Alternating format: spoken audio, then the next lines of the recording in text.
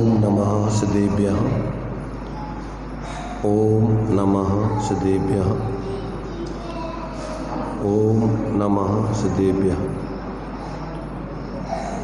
मंगलम भगवान वीरो मंगलम गौतमो मणि मंगलम कुंद कुंदाद्यो जैन धर्मोस्तु मंगलम सर्वमंगल मांगल्यम सर्वकल्याणकारकम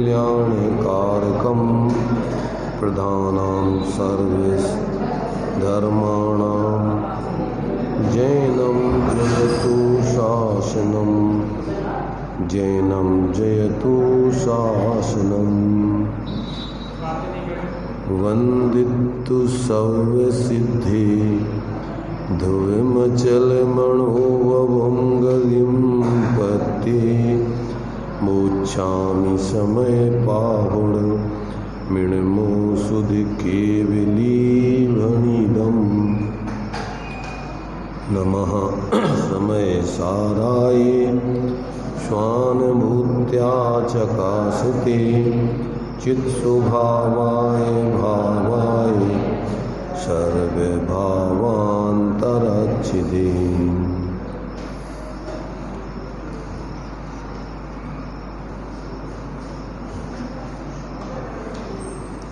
गाथा अपनी छठवीं चलेगी।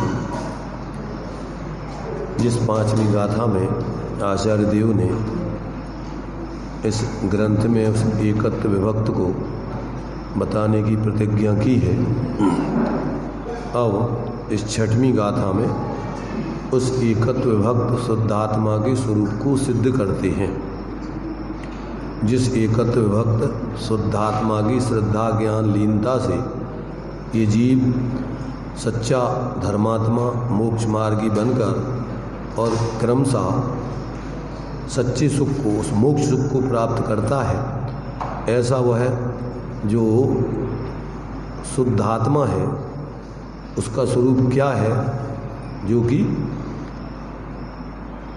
अनादिकाल से जीव जिस शुद्धात्मा को भूलकर, जिस एकत्व भक्त स्वरूप की आराधना न करके और अनादिकाल से जो संसार के विषय भोग आदि हैं उनमें ही लग करके अपने जीवन को आज तक व्यतीत करता रहा। तो अब जिस शुद्धात्मा को जानकर मानकर उसका आश्रय करके जीव सच्चे अर्थों में सुखी होता है, अब उस शुद्धात्मा के स्वरूप को आचार्य देव इस गाथा में स्पष्ट करते हैं। गाथा 6 है। णविहोदि आपमत्तो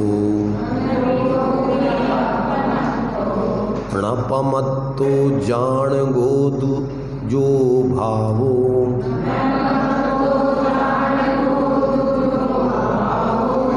एवं भणन्ति शुद्धम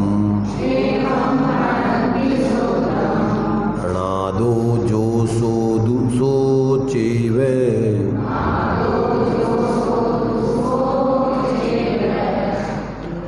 नहीं अप्रमात प्रमात नहीं जो एक ज्ञायक भाव है, इस रीति शोध कहा अब जो ज्ञात वो तो वही है।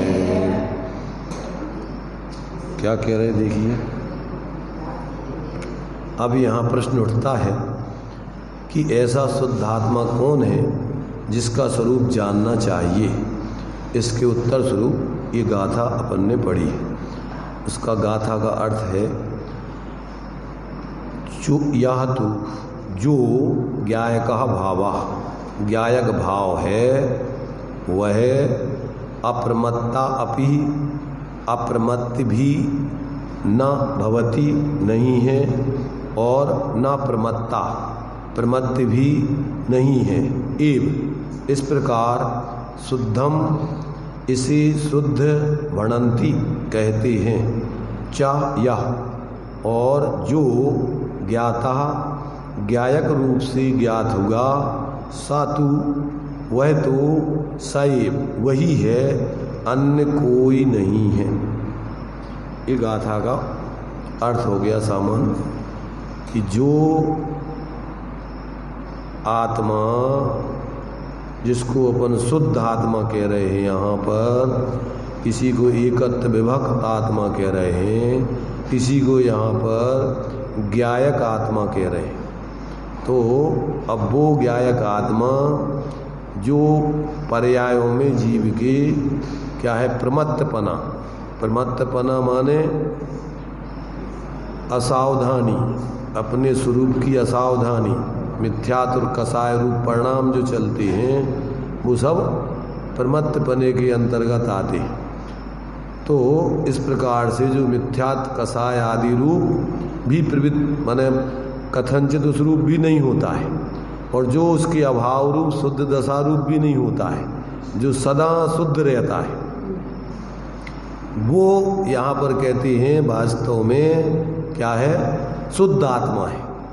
यानी उसको अपन ऐसा समझो कि जैसे पानी में तरंगें उठती हैं, चंचलता होती है और फिर उसकी निस्तरंगता हो जाती है, परंतु वो पानी जो है तरंग होती रहे तो और निस्तरंग अवस्था होवे तो, परंतु वो पानी उसमें ज्यों का त्यों रहता है, उस पानी में कुछ नहीं होता है।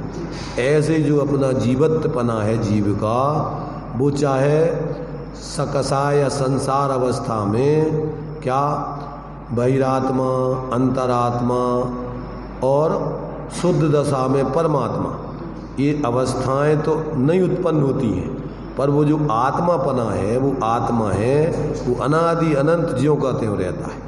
पर्यायें बदलती रहती हैं, पर्यायों में शुद्धता होती है, परंतु आत्मपने की दृष्टि से उसको देखो तो वो आत्मपने की दृष्टि से जीवत्व भाव से जीव ज्यों का त्यों जीव ही रहता है, अन्य रूप नहीं होता है।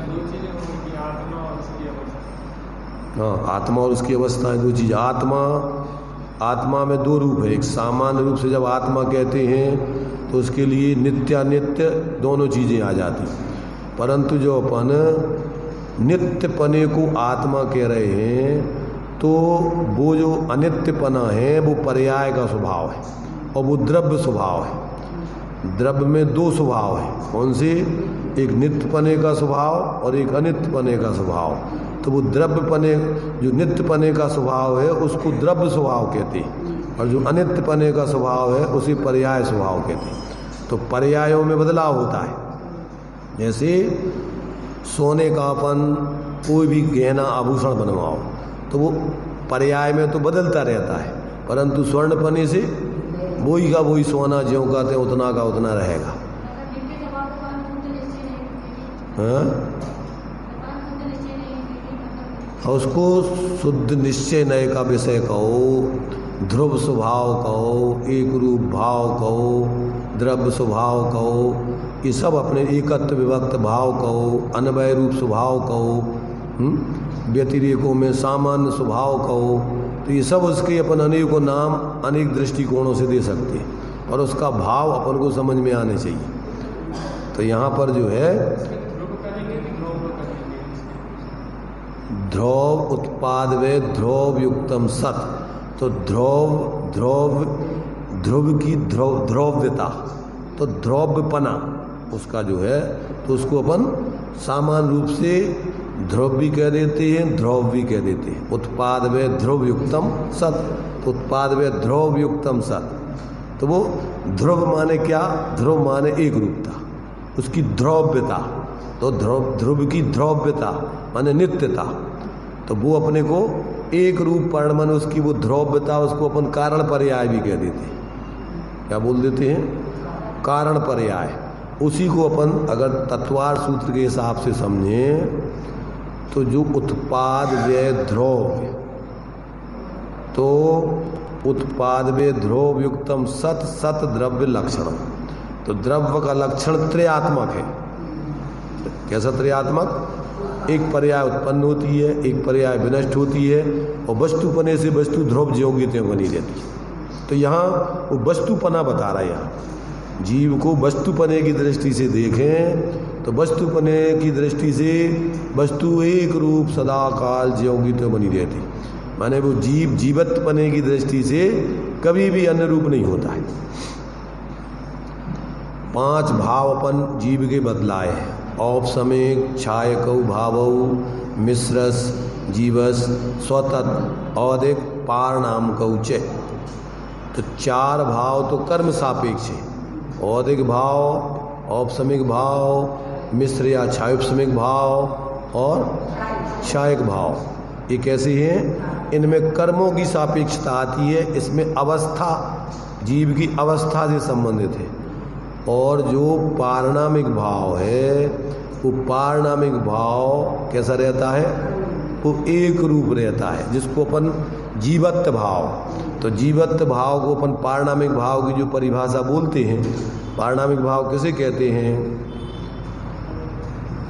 कर्म निरपेक्ष भाव को पारणामिक भाव कहते हैं। पारणामिक भाव की परिभाषा क्या है? जिसमें कर्म के उदय की, उपशम की, क्षय उपशम की, क्षय की कोई अपेक्षा नहीं लगती है, ऐसा भाव पारणामिक भाव है। तो जीव का जीवपना वो किस कर्म के कारण से है? जीव किस कर्म के कारण से है? वो किसी कर्म, तो उसका स्वभाव है, मूल, वो उसका मूल स्वभाव है। तो वो किसी कर्म के ना तो उदय से हुआ है, ना उपशम से हुआ है, न क्षय उपशम से हुआ है, न क्षय से हुआ है। उदय से औदिक भाव होते हैं, उपशम से उपशम सम्यक उपशम चारित भाव होते हैं, क्षय से भी अपने लिए छायक भाव होते हैं, क्षय उपशम से छायोपशमिक भाव होते हैं। परंतु जीवपना, जीव का वो किस कर्म के कारण से है? ना किसी कर्म के उदय की, ना उपशम की, ना क्षय उपशम की, ना क्षय की कोई अपेक्षा नहीं रखता। वो जीव, यहाँ पर उसको जीव देखना है। देखो खुलासा करते हैं, टीका पढ़ते हैं। जो स्वयं अपने से ही सिद्ध होने से, किसी से उत्पन्न न होने से अनादि सत्ता रूप है। कैसा है जीव? जीव को किसने उत्पन्न किया? किसी ने उत्पन्न नहीं किया है, इसलिए कैसा है ये? अनादि सत्ता रूप है, स्वयं सिद्ध है ये। कभी विनाश को प्राप्त न होने से अनंत रूप है। जीव कब से है? अनादि से। कब तक रहेगा? अनंत काल तक। इसलिए वो अनादि अनंत सत्ता रूप है। तो कभी विनाश न होने के कारण वो अनंत है, और नित्य उद्योत रूप होने से वो क्षणिक नहीं है। वो जीव का जीवत्वपना सदा काल उद्योत रूप विद्यमान है। वो कभी क्या है? वो कभी उसकी सत्ता का अभाव या कभी उसका प्रकटपना अभाव को प्राप्त नहीं होता है। वो सदा प्रकट रूप है। तो उसका नित्य उद्योत रूप होने से क्षणिक नहीं है, और स्पष्ट प्रकाशमान ज्योति है। कैसा है वो? स्पष्ट प्रकाशमान ज्योति है। ऐसा जो ज्ञायक एक भाव है, कैसा है वो? जानन देखन स्वरूप एक भाव, ऐसा ज्ञायक भाव, तो चैतन्य स्वभाव। तो वो जो है वह संसार की अवस्था में अनादि बंद पर्याय की निरूपणा से, अपेक्षा से क्षीर नीर की भांति कर्म पुद्गलों के साथ एक रूप होने पर भी द्रव्य के स्वभाव की अपेक्षा से देखा जाए तो दुरंत, जिनको दूर करना अत्यंत कठिन हो। दुरंत माने क्या? बड़ी कठिनाई से जिन्हें दूर किया जा सके। ऐसे दुरंत कसाय चक्र के उदय की, कसाय समूह के अपार उदयों की विचित्रता के बस से प्रवर्तमान पुण्य पाप को उत्पन्न करने वाले समस्त अनेक रूप शुभाशुभ भाव उनके स्वभाव रूप परिणमित नहीं होता। कौन? वो अपना जीवत्व भाव, ज्ञायक स्वभाव, वो कभी इस कसाय चक्र की अनेक रूपता जो पुण्य पाप आदि के भाव हैं, उस स्वभाव रूप कभी नहीं होता। जो तो जो पुण्य पाप भाव को उत्पन्न करने वाले जो भाव हैं, समस्त अनेक रूप स्वभाव भाव, उनके स्वभाव रूप परिणमित नहीं होता। यानी ज्ञायक भाव से वो उस जड़ भाव रूप या औदिक भाव रूप नहीं होता, इसलिए वह प्रमत्त भी नहीं है। क्या नहीं है वो? वो प्रमत्त भी नहीं है और अप्रमत्त भी नहीं है। क्यों? कि वो कसाय चक्र के अभाव से वीतरागता प्रकट होती है और जीव तो सदा सदा प्रकट रहता है, उसका तो कभी न उत्पन्न हुआ है न नाश हुआ है, परंतु कसायों के अभाव में जो पर्याय में वीतरागता होती है वो तो उत्पन्न होती है। इसलिए ना तो वो पर्याय की स्वभाव दशा रूप है और न पर्याय की विभाव दशा रूप है। तो जो ध्रुवपना है वो गुणों का समूह है। ध्रुव क्या है? गुणों का समूह है वो। तो वो सदा काल गुण गुण रूप रहते हैं। जैसे ज्ञान है तो ज्ञान गुण सदा, चाहे वो मिथ्यात्व दशा हो, चाहे सम्यक दशा हो, चाहे मति ज्ञान हो, श्रुतक ज्ञान हो, अवधि ज्ञान हो, मनापर्य ज्ञान हो, केवल ज्ञान हो, परंतु उनमें ज्ञान कॉमन रूप से ज्यों का त्यों ज्ञान गुण सामान्य ध्रुव ज्यों का त्यों रहता। तो ये जो है अपने लिए ये समझने लायक चीजें हैं कि अपनी अवस्थाएं बदलती रहती हैं, पर द्रव्य स्वभाव ज्यों का त्यों जीव जीवत पने से ज्यों का त्यों बना रहता, उसमें कुछ नहीं होता। तो जब ये जीव अपने को उस जीवत भाव रूप अनुभव करता है तो फिर पर्याय में जो अनादिकाल से संयोगी भाव आदि रूप अपने को अनुभव करके निरंतर राग द्वेष मोह आदि के भाव करके पर्याय में अशुद्धता धारण करता है। तो अब वो जब एक रूप स्वभाव का अवलंबन करता है तो पर्याय में पहले तो पर में अहंकार ममकार बुद्धि गई तो मिथ्यात्व आदि का भाव हो गया, अपने में अपनापन आया तो पर्याय में सम्यकपना प्रकट हुआ, पर अपने को अपने से ऐसे स्वरूप को ही अपना स्वरूप जाना तो ज्ञान भी सम्यक हुआ। और पर का अवलंबन निरंतर जो है क्षणिक भावों का अथवा पर संयोगों का ये जीव पर्याय में अवलंबन करके निरंतर अस्थिरता रूप अनेक प्रकार के भाव रूप प्रवृत्ति करता था। तो अब जब एक रूप स्वभाव रूप अपना अवलंबन किया तो पर्याय में अपनी एक रूपता शांतता प्रकट हो जाएगी। तो ऐसा जिसके अवलंबन से ये स्वसमयपना प्रकट होता है, ऐसा वो अपना स्वरूप उसमें स्वापना करना, ये अपने लिए यहाँ पर प्रमत्त अप्रमत्त से परे उस जीव के स्वरूप को बता रहे हैं। देखो उसके लिए अपन दृष्टांत समझे। दूसरा लौकिक, घर में दो लड़के हैं और उस घर में मान लीजिए 100 ग्राम सोने के एक करधोनी आदि या हार वगैरह बना हुआ है।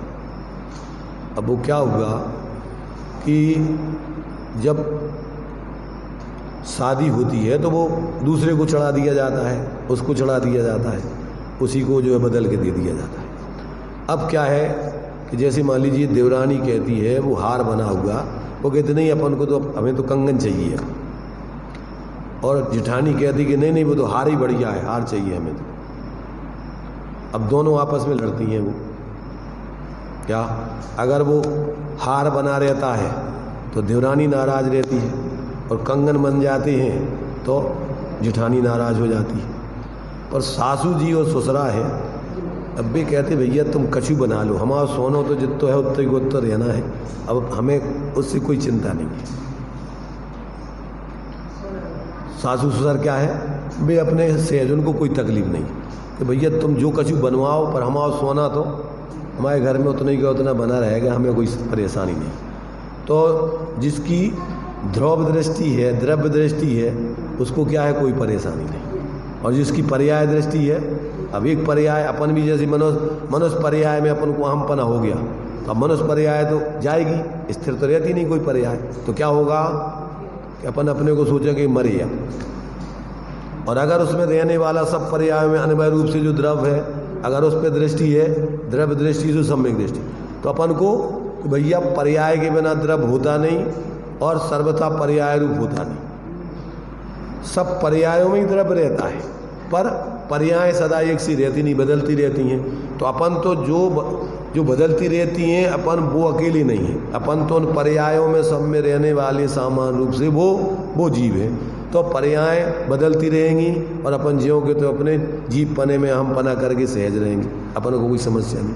और जहाँ अपनी पर्याय मूर्ता हुई तो क्या होगा, या संयोग मूर्ता हुई तो तन उपजत अपनी उपजान तन नसत आपको। जैसे ही शरीर में कुछ परिवर्तन होता है और अपन विचलित हो जाते। आ रही समझ में? यहाँ पर आत्मदृष्टि जब तक जीव की नहीं होती है तब तक जीव मिथ्या दृष्टि रहकर के रात दिन दुखी रहता है, भयभीत रहता है, आकुलित रहता है, परेशान रहता है। और जैसे ही उसकी अपनी द्रव्य दृष्टि हो जाती है, आत्मदृष्टि, तो वहीं से उसकी सारी समस्याएं समाप्त। क्यों? कि वो तो सदा काल रहने वाला है। तो अब उसमें उसको ये भी नहीं है कि अब कौन सी, जब उसको अपने स्वरूप को ही अपने रूप जानेगा, मानेगा, उसका अवलंबन करेगा, तो फिर क्या है कि वो संसार की जो परिवर्तनशील अवस्थाएं हैं और जो पराश्रित दुख रूप भाव आदि है, उन सब का अभाव होकर क्या होगा, एक रूप अपना स्वभाव प्रकट हो जाएगा। जो अपन बोलते हैं ना, सुखी होने का उपाय क्या है? एक देखिए जानिए रम रहिए एक ठौर, और समल अमल न विचार ये यही सिद्धि नहीं और। सुखी होने का उपाय क्या है? अपने उस एकत्व भक्त आत्मा को अपना स्वरूप जानो, मानो और उसी में स्थिरता करो, तो अब तुम्हारे जीवन में जो परेशानी है वो सारी परेशानियों का अभाव हो जाएगा। अभी अपन को समझ में नहीं आता है ये जो है। अभी कभी अपन ने सच्चे सुख संबंधी विचार नहीं किया है। अभी तो अपन जो पर्याय मिली है उस पर्याय में जो व्यवस्थाएं चल रही हैं, उन्हीं व्यवस्थाओं की गुणा भाग में, हिसाब किताब में अपन अपनी ज़िंदगी पूरी कर लेते हैं। अभी अपन सोचते ही नहीं है कि इससे हटके भी अपना कोई जीवन है क्या। अभी अपन वर्तमान में जो असमान जाति द्रव्य पर्याय मिली है, तो अपना यही स्वरूप है। बस अपन तो अब ऐसा मान के जी रहे हैं कि बस अपन को यहाँ मनुष्य पर्याय में सदा रहना है। उसी के हिसाब से अपन सारा सोच, सारी सेटिंग करते रहते, कभी सोचते ही नहीं है कि अपना ये स्वरूप नहीं है मूल में, अपना मूल स्वरूप तो कोई अलग ही है। तो इससे क्या होता है कि अपन को ज़्यादा और कुछ सोचने की चिंता नहीं रहती। ज़्यादातर लोग तो अभी आगे का कुछ सोचते नहीं है, जिनके लिए इस वर्तमान पर्याय की व्यवस्थाओं में ही ज़्यादा लगाव है, तो भी तो धर्म वगैरह का और ज़्यादा विचार ही नहीं करते। और करते भी हैं तो सांप्रदायिक बुद्धि से जो संप्रदाय में चल रहा है उतना किया और हो गया उनका धर्म। चलो अब अपना काम करें। कौन सा काम करें? अपना काम कौन सा है? जिस संसार के संकल्प विकल्प और जो उठा पटक, ये अपना काम है क्या? अपना अंदर में अपने स्वरूप की श्रद्धा ज्ञान लीनता करके अपने स्वरूप में स्थिर होना, वो अपना काम है। अपना काम इच्छा पैदा करके और इच्छा की पूर्ति करने में लगे रहना है कि इच्छा रहित स्वभाव समझ करके और उसके अवलंबन से निष्काम होना है। अपन पढ़ते ना, हूँ स्वतंत्र निश्चल निष्काम। तो ये सब इच्छाएं पैदा करके और कामों में उसकी पूर्ति के कामों में लगे रहना, ये काम है कि अपना स्वभाव इच्छा रहित है और उस इच्छा रहित स्वभाव का अवलंबन करके पर्याय में भी निष्काम होना है। कौन सा अपना स्वभाव को काम कौन सा है अपना? अभी अपन मंदिर के काम को तो समझते हैं धर्म का काम, स्वाध्याय, पूजन, भजन, ये किसका है? ये तो धर्म का काम है। और यहाँ से अब अपना काम करेंगे। तो अपना काम माने अपन मनुष्य हैं, मनुष्यों में भी अपन कोई पिता है, कोई पति है, कोई पत्नी है, कोई माँ है, कोई बच्चे हैं। तो अब भी अपने अपने हिसाब से भैया अपन को यही काम अपन को करना है। और कोई सर्विस कर रहे हैं तो वे नौकर हैं, अब अपना ड्यूटी पे चलना अपना काम है। धंधे वाले हैं तो भैया समय पे दुकान खोलना, ये अपना काम है। जिंदगी भर क्या करते रहते हैं? सुबह उठे जल्दी से अपने शरीर की अपने जो कुछ भी सफाई उपाई, दांत मात घिसघसा करके, और चलो मंजन हो गया, नहाया धोया और मंदिर कराए, तो चलो थोड़ा शरीर को अपनी व्यवस्था, खा पी ले अपन थोड़ा और चलो दुकान चले, अपना काम। अब वहाँ जाके बिल्कुल शांति से सिद्ध भगवान बिल्कुल सिद्धालय में निश्चिंत बैठे हुए, ऐसी जब दुकान में पहुँच जाता है दुकानदार तो बिल्कुल निश्चिंत हो जाता है, उसको कोई समय नहीं, दिन भर के लिए बिल्कुल निश्चल हो गया। और कामों में लगा रहे और वो दुकान पर नहीं पहुँच पाए तो आकुलता रहती, अरे यार आज अपनी दुकान ही नहीं खुल पाई, अपना काम ही रह गया, मूल काम तो रह ही गया। तो जिस दिन दुकान नहीं खुले उस दिन उसको बहुत बेचैनी होती। ऐसी सर्विस वाले सर्विस करते रहते, अगर उनको रिटायरमेंट होता है तो फिर सोचते अब क्या करेंगे, अब उनको काम चाहिए तो कोई ना कोई दूसरा काम साइड ढूंढ लेते हैं। मैंने कभी ये सोचते ही नहीं है वो कि अपना स्वभाव निष्काम इच्छा रहे, पर पढ़ते जरूर है, मैं शांत निराकुल चेतन हूँ, है मुक्त रमा सहचर मेरी, यह मोह तड़क कर टूट पड़े, प्रभु सार्थक फल पूजा तेरी। किससे बोल रहे? भगवान को सुना रहे कि खुद समझ रहे सुन रहे? पर पूजा करते समय खुद को सुनना समझना है कि भगवान को सुनाना है? देखो भगवान को तो अपन ने माध्यम निमित्त मात्र बनाया है, खुद को ही पढ़ना है, खुद को ही सुनना है, खुद को ही समझना है, खुद को ही जीना है।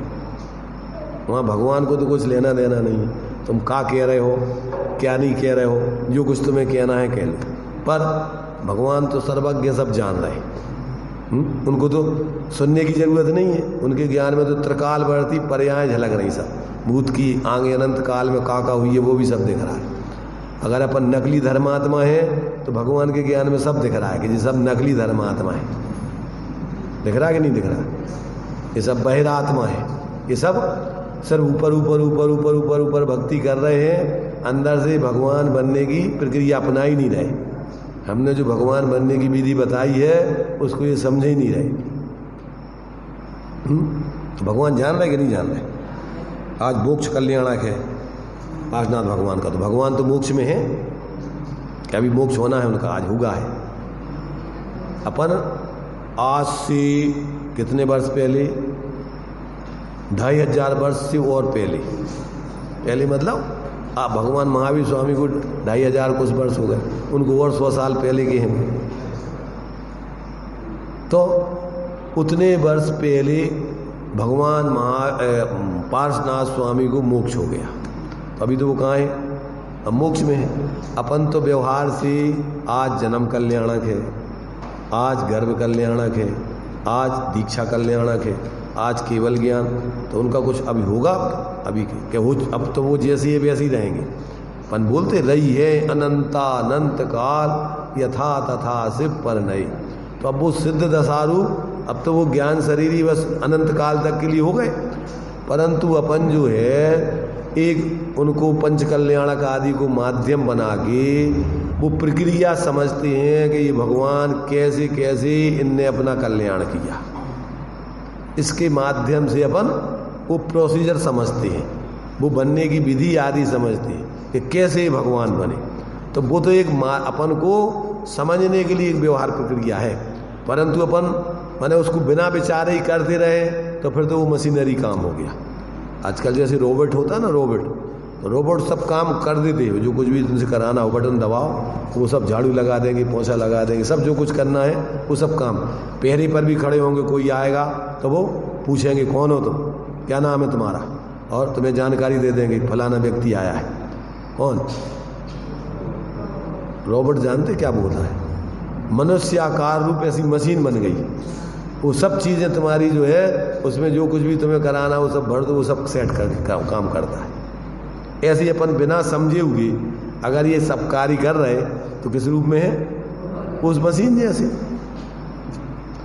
इसलिए अपन को क्या अपन कर रहे हैं, क्या बोल रहे हैं, क्यों बोल रहे हैं, उसका क्या प्रयोजन है, ये सब बातें अपन नहीं समझे तो क्या होगा कि बस वो अपना जितने समय थोड़ा उपयोग लगेगा बोलने में, बाकी समय तो अपने मोह के भाव अंदर बैठे हुए, तत्काल जाके अपन उसमें पूरी तन्मयता के साथ लग गए। फिर अपन को नहीं पता कि अब कहाँ से आए, क्या कर रहे अपन, क्या करना है, क्या करना चाहिए, अब कोई विचार नहीं। तो यहाँ ये कह रहे कि भाई तुम्हारा मूल स्वरूप क्या है जिसको आज तक तुमने नहीं समझा है।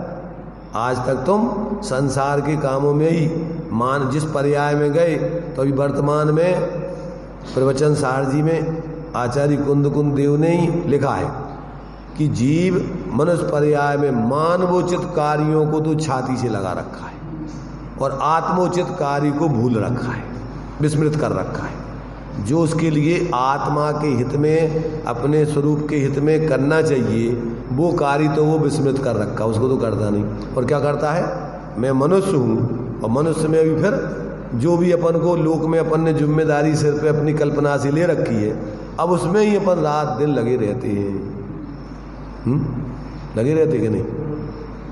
आज वहाँ चलना है, आज वो ब्याई जी खत्म हो गए, आज वो बहन जी बीमार हो गई, आज और कुछ ये हो गया, आज उनके हमारे दमान साहब का जो है जन्मदिन है, आज उनका फलाना है, आज उनके बच्चों का वो भी वार्षिक उत्सव मना रहे हैं। तो रात दिन अपनी इस मनुष्य पर्याय संबंधी व्यवहार व्यवस्थाओं में जिंदगी पूरी कर देता है। और अंत में फिर क्या करता है, जब पर्याय पूरी होने लगती है तो फिर क्या करता है, यहाँ से जाते समय क्या करता है, ज़्यादातर तो व्यक्ति घबरा करके बेहोश हो जाते हैं, मूर्छित हो जाते हैं। अंतिम समय उनको कुछ पता ही नहीं रहता कि अब क्या है। होश तो उन्हीं व्यक्तियों को रह सकता है जो जीवन भर होश पूर्वक जिए हो। परीक्षा में कौन लिख सकता है प्रश्नों के उत्तर, जिसने साल भर अध्ययन किया हो, जिसने विषय को समझा हो, पढ़ा हो, तो उन प्रश्नों का तो वही उत्तर लिख सकता है। ऐसे ही जो व्यक्ति वेद विज्ञान पूर्वक, आत्मज्ञान पूर्वक जीवन में शरीर आदि संयोगों से पृथक अपने स्वरूप को जान करके जिया हो, तो इस पर्याय से पर्यांतर होते समय वो ही व्यक्ति सहज रह करके कि भैया ये सब बाहर के संयोगों का कार्य था, अपना इसमें कुछ नहीं था। अपना तो जो अपना है वो छूटता नहीं है, और जो छूटता है वो अपना नहीं। तो अपनी आत्मा है, अनंत गुण धर्मात्मक है, वो तो उसमें से कुछ छूटता नहीं है। ये छूटता है, आत्मा का स्वरूप में से कुछ नहीं छूटता है। तो अपना कुछ बाहर छूटता नहीं या नष्ट होता नहीं, और जो छूट जाता है या नष्ट होता है वो अपना नहीं। ऐसा वो विवेक पूर्वक पहले से जी रहा है, इसलिए अंतिम समय भी वो घबराता नहीं है। सहज रूप से अंत में शांत भावों से, समाधि मरण माने क्या, शांत भावों से शरीर को छूट जाने देना, ज्ञाता दृष्टा बने रह के छोड़ के चले जाना, इसका नाम है समाधि मरण। समाधि मरण ये नहीं है कि तुम्हें बांध दो रस्सियों से बिठाल के पालती मार के, सो मरने के बाद ये समाधि मरण हो गया। समाधि मरण क्या है? समाधि मरण तो शांत परिणामों से वेद विज्ञान पूर्वक अपने स्वभाव को लक्ष्य में लिए हुए, और ये आयु पूरी होने पर अपन घबराए नहीं, परिणाम बिगाड़े नहीं, उसका नाम समाधि मरण है। आदि व्याधि उपाधि से रहित समाधि। तो आदि माने मानसिक चिंताएं, व्याधि शारीरिक चिंताएं, और उपाधि पारिवारिक सामाजिक आदि सब चिंताएं। ये उपाधि है। कौन सी उपाधि? परिवार में अपन को कोई उपाधि मिल गई, बाप की उपाधि मिल गई, पति की उपाधि मिल गई, पत्नी की उपाधि मिल गई, माता की उपाधि मिल गई, अथवा समाज में अपन को मंत्री पद मिल गया, अध्यक्ष पद मिल गया, कोषाध्यक्ष बन गए, तो अब क्या होगा कि अब उसकी सारी चिंता अपन को व्यवस्था रहती है। तो ये सब उपाधियां हैं। तो जब इन सब विकल्पों से परे व्यक्ति अपने ज्ञाता दृष्टा स्वभाव का जीवन जीता है शांत रहते हुए, उसका नाम है समाधि। शांत समता जीवन में आवे जब, तभी समाधि कहलाती। और साम्य बिना सब त्याग तपस्या आत्मवंचना कहलाती। सम्यक दर्शन ज्ञान को पा, आरंभ संग भविष्य शीघ्र तजो। एक साथ नहीं त्याग सको तो क्रम क्रम से ही त्याग करो। बिना त्याग के राग देश की आकुलता नहीं मिटती है, और राग देश के त्याग बिना 11 प्रतिमा बस गिनती है। कितनी प्रतिमाएं हैं? हमारी 5 प्रतिमाएं, हमारी 7 प्रतिमाएं हैं, परंतु प्रतिमा किसे कहते हैं? संयम अंश जगो जहां, भोग अरुचि परिणाम, उदय प्रतिज्ञा को भयो सुप्रतिमा ताको नाम। किसे कहते प्रतिमा? अंदर में संयम तुम्हारा। संयम माने क्या? संयम माने होता है अपने में एकाग्र होते जाना, बाहर के पाप आदि से हटते जाना। संयम किसे कहते हैं? 12 प्रकार का असंयम है, अवरति कहो या असंयम कहो। कौन सा? 5 इंद्रियों मन के विषयों में प्रवृत्ति करते रहना और 6 काय की जीवों की हिंसा में प्रवृत्ति करते रहना, इसका नाम है असंयम। और इनसे हटके अपने स्वभाव में एकाग्र होते जाना, उसका नाम है संयम। अब जब तुम्हारे अंदर संयम अंश जो हो जहाँ, जब तुम्हारे लिए अपने स्वरूप का अवलंबन चालू होता है, पर से भिन्न अपनी श्रद्धा ज्ञान और लीनता चालू होती है, तो वहाँ से आपका अब बाहर के अनावश्यक कार्य छोड़ने का विकल्प खड़ा हो जाता है। तो संयम अंश जगो जहाँ, तो भोग अरुचि परिणाम। अब क्या होने लगेगा? अब बाहर के संयोग भोगों के प्रति अरुचि हो जाएगी,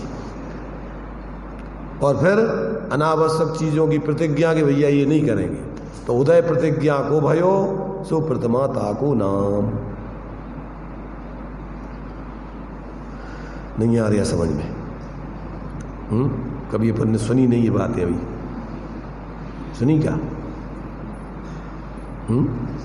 अभी अपन को टाइम ही नहीं है सुनने के लिए। कहाँ फुर्सत है अपने लिए? अपने घर गृहस्थी के काम, दुकानदारी के काम, परिवार के काम, समाज के, अपने रिश्तेदारी के काम, इतने काम है, टाइम कहाँ है अपने पास? है टाइम अपने पास? इन सब बातों का विचार करने के लिए, सोचने समझने के लिए और उस प्रकार जीने के लिए अपने पास टाइम है क्या? मयन जी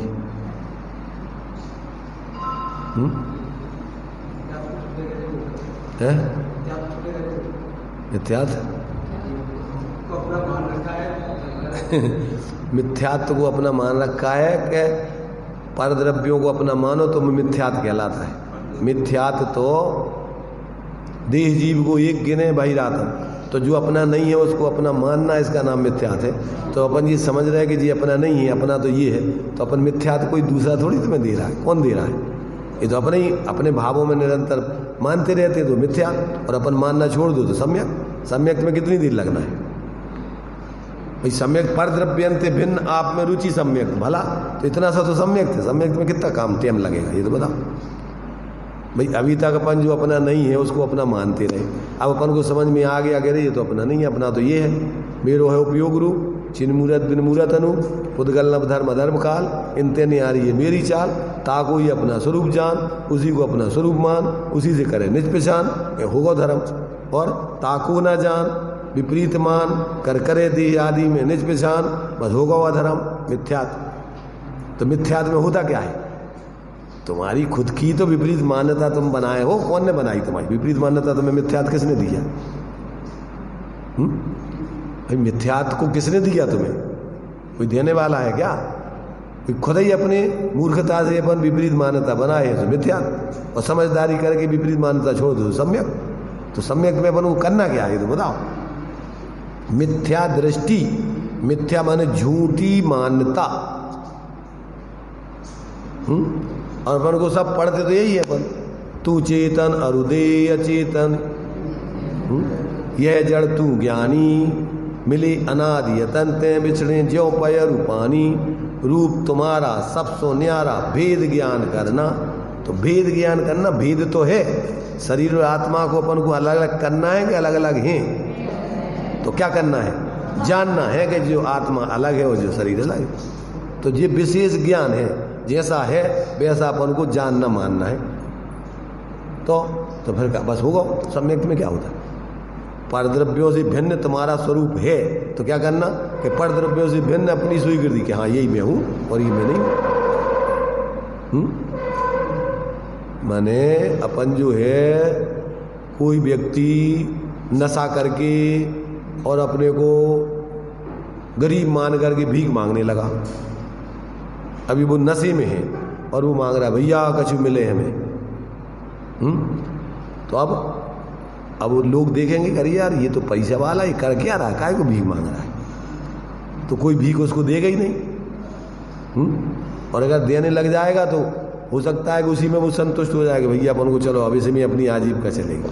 तो भीख मांग मांग के खा करके अपनी आजीविका चलाने लगेगा, जबकि उसके पास सब कुछ है संपत्ति। ऐसे ही अपन क्या कर रहे हैं? अपना स्वरूप वास्तव में अनंत सुख सामर्थ्य अपने अंदर विद्यमान है, और अपन सुख की भीख किससे मांग रहे हैं? 5 इंद्रियों के विषयों से। पत्नी से पति सुख मांग रहा है, पत्नी पति से सुख मांग रही है कि तू मुझे सुखी कर दे। कर देगा कि नहीं? पति पत्नी को सुखी कर देगा कि नहीं? अपन शादी करते तो काय के लिए? दुखी होने के लिए कि सुखी होने के लिए? है? नहीं है, स्वभाव में तो है, परंतु अपन अभी बाहर में सुख स्वभाव में से ले रहे हैं कि बाहर से मान रहे कि मिल जाते मिल। अबे ये में अबे भैया हमारी शादी नहीं है इसलिए हम दुखी हैं, अब शादी हो जाएगी तो हम सुखी हो जाएंगे। अब शादी हो गई तो हमारे तो बच्चे नहीं है इसलिए हम दुखी हैं, अब बच्चा हो जाएगा तो हम सुखी हो जाएंगे। अब बच्चा हो गया, अभी बच्चा अच्छा पढ़ जाए तो हम सुखी हो जाएंगे, अच्छा पढ़ गया तो अच्छी लाड़ी मिल जाए तो हम सुखी हो जाएंगे। तो अब कितने तुम्हारे कितने काम हो जाएंगे, तुम सुखी हो जाओगे। मिथ्यात्व में तो एक के बाद जहाँ है ही नहीं सुख, वो तो एक के बाद एक लंबा ही रहता है, लंबा ही रहता है। तो अब मर जाता है और बस ये कल्पना है, छोड़ते नहीं है। अब ये समझने की चीजें हैं। नरक में भी जीव सम्यक प्राप्त कर लेता है। 7 नरकों में एक नरक में असंख्यात तो सम्यक दृष्टि है। अपने सामने तो यहाँ कोई समस्या नहीं है, उतने तो इतनी प्रतिकूलताएं हैं क्या, खाने को एक दाना नहीं, पीने को एक बूंद नहीं, और पीने की कितनी खाने की, 3 लोग को नाज जो खाए, मिटे ना भूख खड़ा ना लाए। ऐसी भूख लगती है कि 3 लोग को नाज मिल जाए तो सब खा जाए, पर मिलने के लिए एक कण नहीं मिल रहा। और प्यास कितनी लगती है, सिंधु नीर से प्यास न जाए। सिंधु नीर, सिंधु स्वयं लवण समुद्र, इतना पानी पी ले तो ऐसा लगता है कि उससे भी प्यास नहीं बुझेगी, पर मिलने के लिए वहाँ तो पर एक न बूंद ला है, वो तो एक बूंद मिलते ही नहीं। और फिर भी मर जात के जिंदा रहते। भूख और प्यास इतनी है तो ये बताओ होते वो जीव मरते हैं कि जिंदा रहते? कब तक रहते हैं? अकाल मरण भी नहीं होता, बीच में आत्महत्या करके मर जाएं ऐसी व्यवस्था भी नहीं।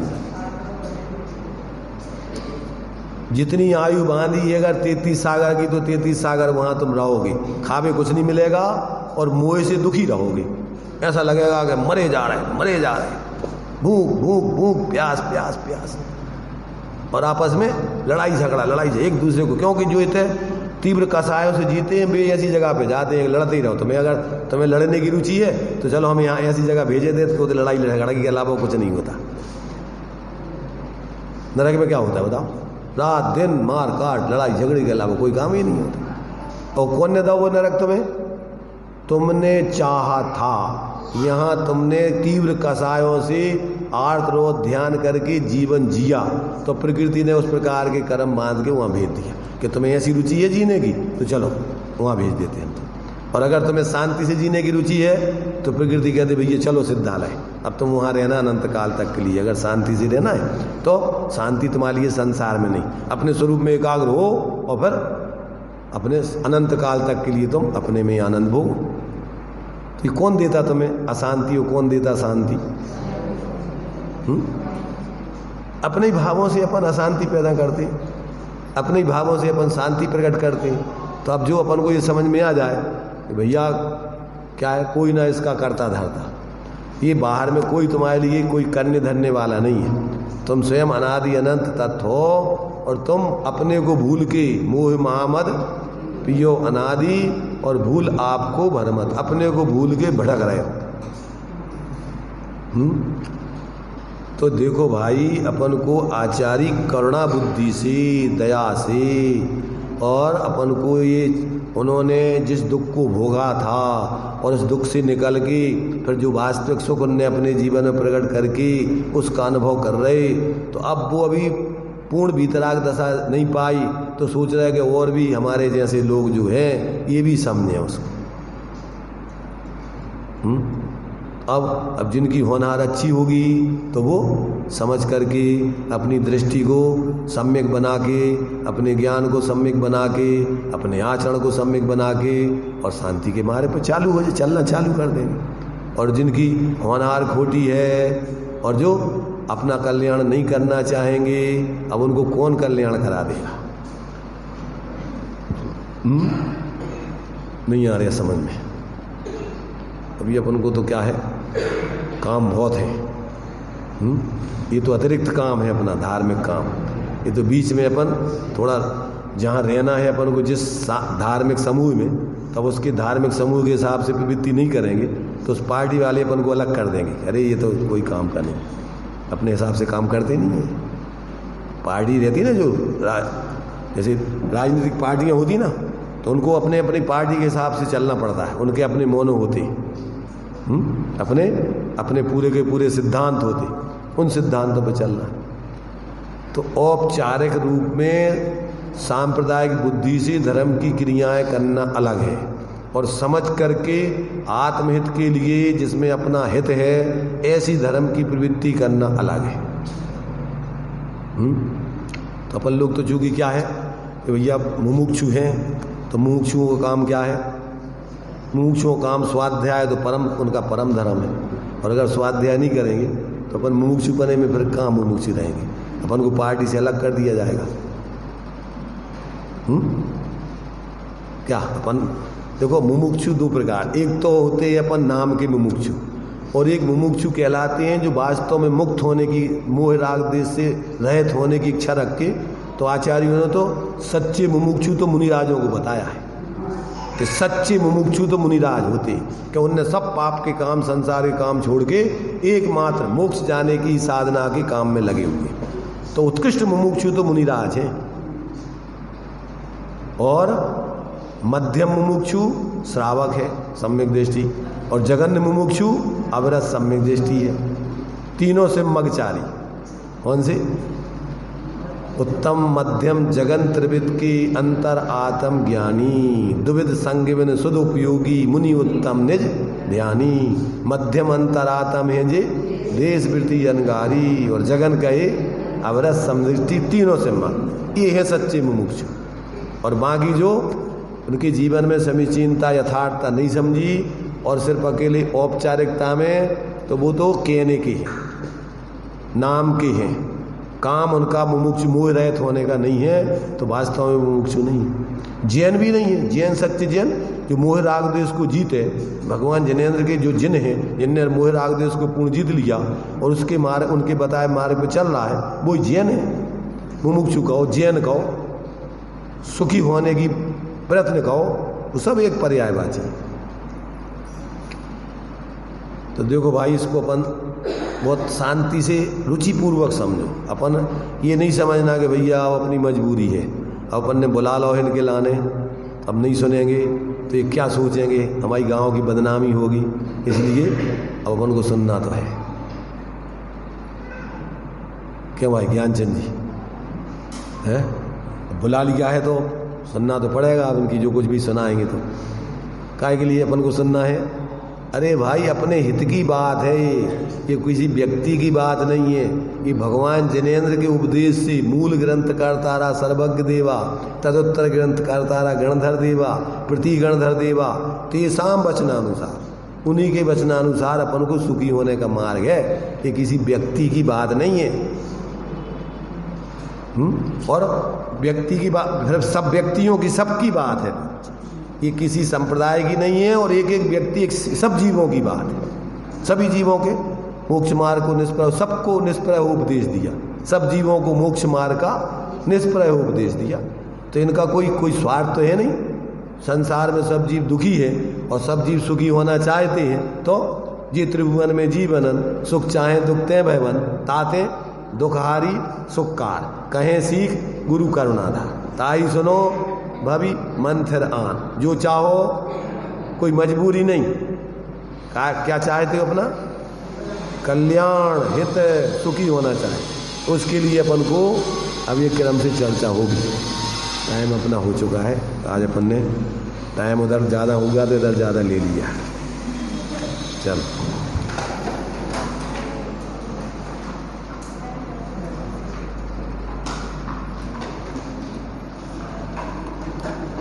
हे पार्श्वनाथ, हे पार्श्वनाथ, तुमने हमको यह बतलाया, मैं प्रमत्त नहीं अप्रमत्त नहीं, बस एक ज्ञायक भाव।